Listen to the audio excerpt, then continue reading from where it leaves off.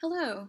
The presentation you are about to view is about the urinary system in regards to the geriatric population. The topics to be discussed further include urinary system changes in the geriatric population, assessment changes for this specific population, commonly occurring pathophysiologic processes of the urinary system that affect this group, and then important educational information regarding the system for patients and patient families alike. Hopefully something that you learn will be useful to you or someone that you know. As mentioned above, the system that will be focused on in this presentation is the urinary system, with some mention made to the renal system. Thank you.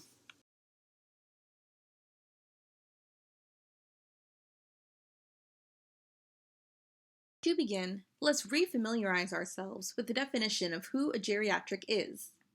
A geriatric is an older person, especially when receiving special care.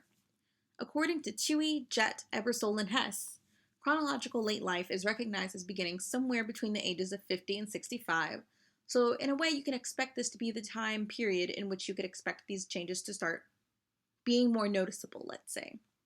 Listed above are common changes that occur in the urinary system with age.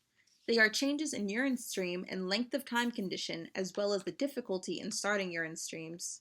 Incontinence due to the inability of the muscles and/or nerves that assist the bladder in holding or passing urine to perform those actions. They have an increased risk for bladder and urinary tract infections in this group. They also have the inability to fully evacuate their bladder. And last but not least, they have decreased glomeruli function, leading to decreasing ability to eliminate waste products out of the urinary system. So the following slide will touch on why these are such prominent problems for this age group.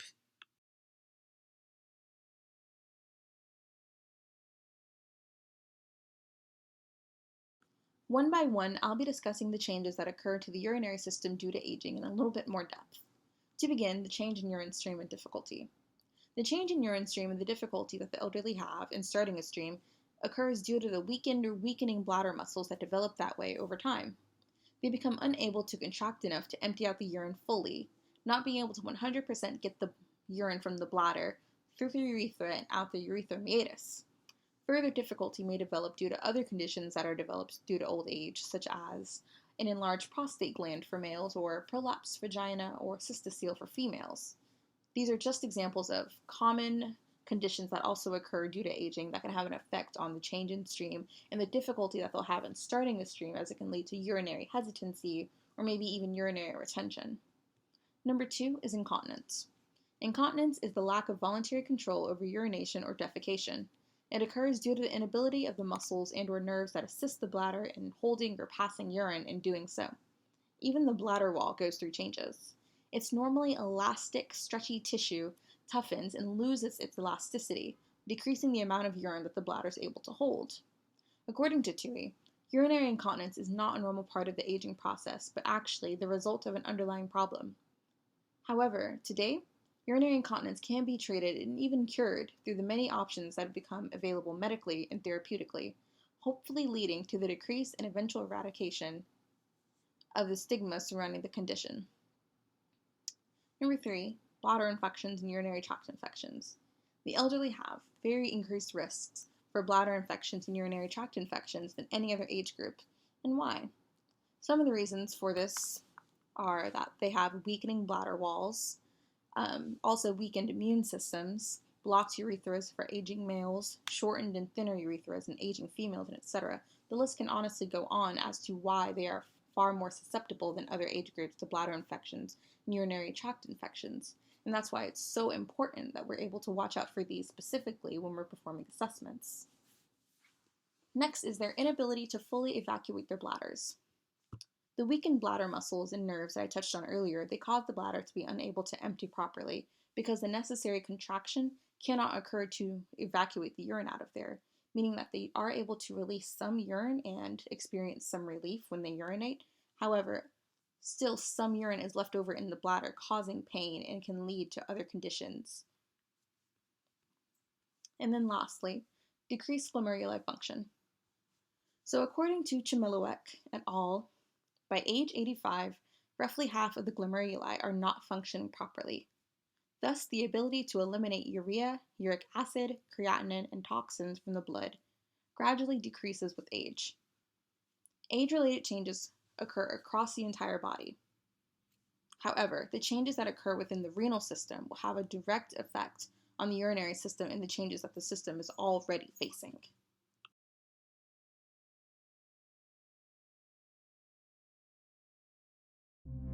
From NIHSeniorHealth.gov, built with you in mind.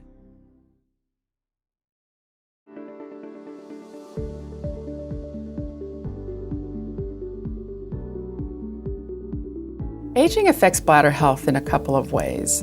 There can be a deterioration in how the nerves and the muscles signal the bladder.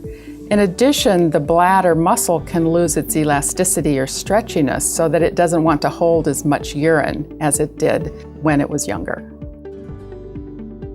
Other medical conditions can significantly contribute to the health of the bladder. For example, someone that has arthritis may be limited in their activity because of the pain. Not being active leads to generalized deterioration in the muscle strength, which can make it harder to go from lying to standing or sitting to standing, and the longer it takes to change position and get to the bathroom can interfere with the ability to get to the bathroom in time. In addition, heart conditions can cause you to retain fluid in your body that has to come out, oftentimes at night when you're lying down. And it's not unusual in older people for them to make most of their total urine output at night. That certainly can make it harder to get a good night's sleep when you're making so much urine that you have to get up frequently to get rid of it.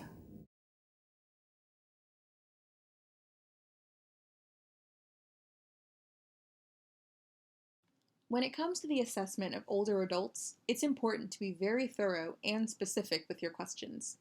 Older adults have a tendency to underreport symptoms and attribute them to the normal aging process when it could be due to something more pathological.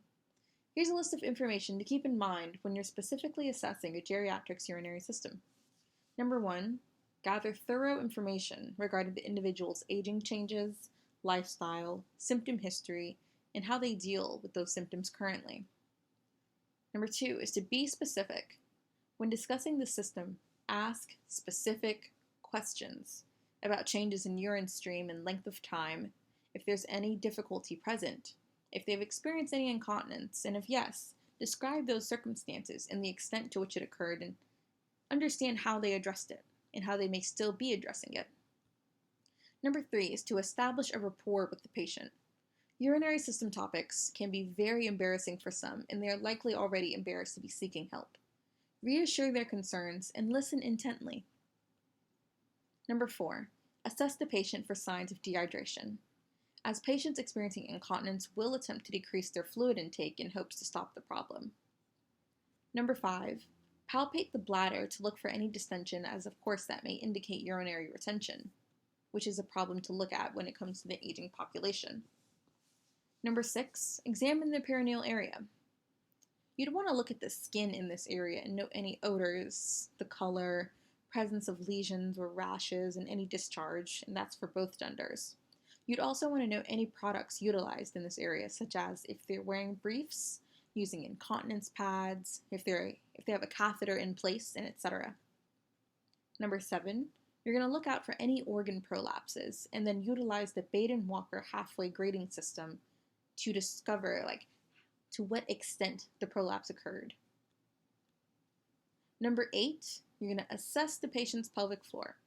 Now this exercise involves a clinician inserting their index finger up to the first knuckle into the vagina, and then giving instructions on when and how to contract those muscles to determine strength, and then that is repeated. And similar is done in a rectal and anal sphincter assessment as well. Then these results are graded and it's determined how the patient's pelvic muscles were able to perform, giving us an idea of what we're working with when it comes to their muscles. While it is common for incomplete bladder emptying to occur in the elderly, it should still be assessed for utilizing methods such as a bladder ultrasound.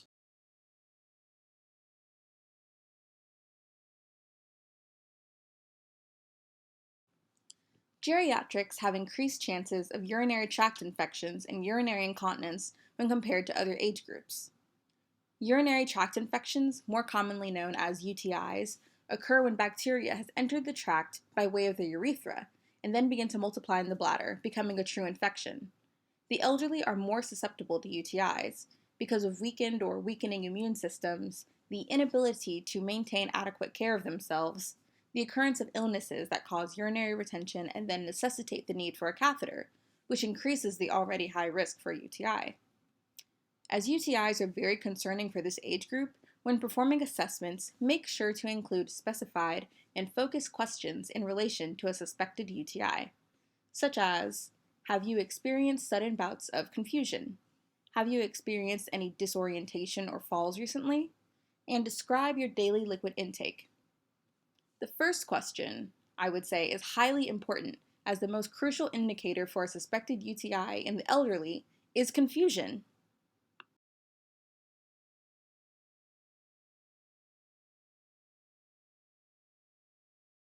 Benign prostatic hyperplasia is an enlargement condition of the prostate gland that's starting to be considered a normal part of aging, likely due to its common occurrence. However, this normal part of aging becomes a problem when the urethral tube, the tube that transports urine from the bladder to the meatus, is compressed due to enlargement of the prostate and interferes with the person's ability to satisfactorily empty their bladder. Tui et al. Explain that this condition can lead to urinary retention, recurrent UTIs, and overflow incontinence. However, this condition has many treatments ranging from natural remedies such as saw palmetto to alpha blockers, 5-alpha reductase inhibitors, and combinations of the two.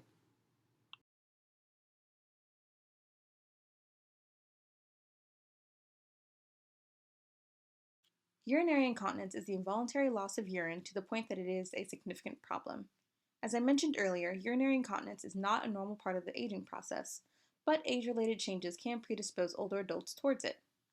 Urinary incontinence can stem from weakened or weakening bladder muscles primarily, but other conditions and lifestyles can also cause incontinence and lead to urinary hesitancy as well.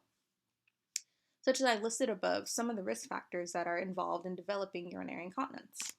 There's a couple of assessment strategies that can be utilized in determining the presence of urinary incontinence. Symptom-focused assessment, using a bladder diary, medication history and focused history assessments, and a physical examination.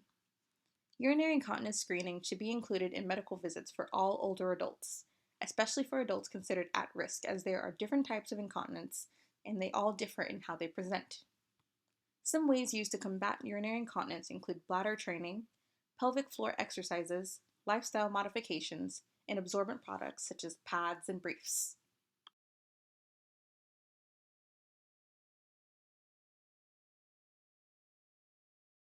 The first point that should be made is to always call a healthcare provider at any sign or indication of a possible UTI. Remember that older adults do not always exhibit the classic symptoms of a UTI.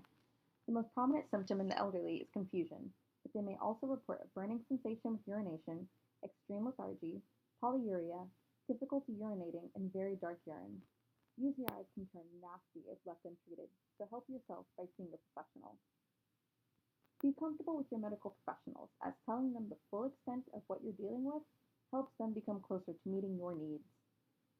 Urodynamic testing is utilized to diagnose patients with urinary incontinence or other urinary symptoms.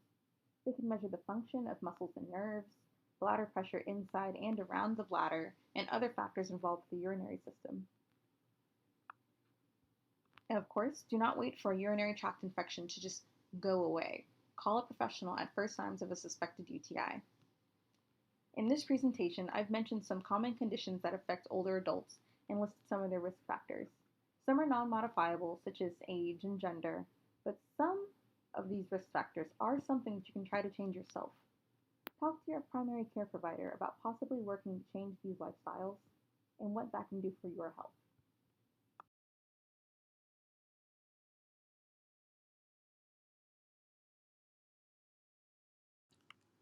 We've now reached the conclusion of my presentation. Above are the references I have mentioned throughout the presentation so that you may take a look at the information for yourself. Thank you for watching.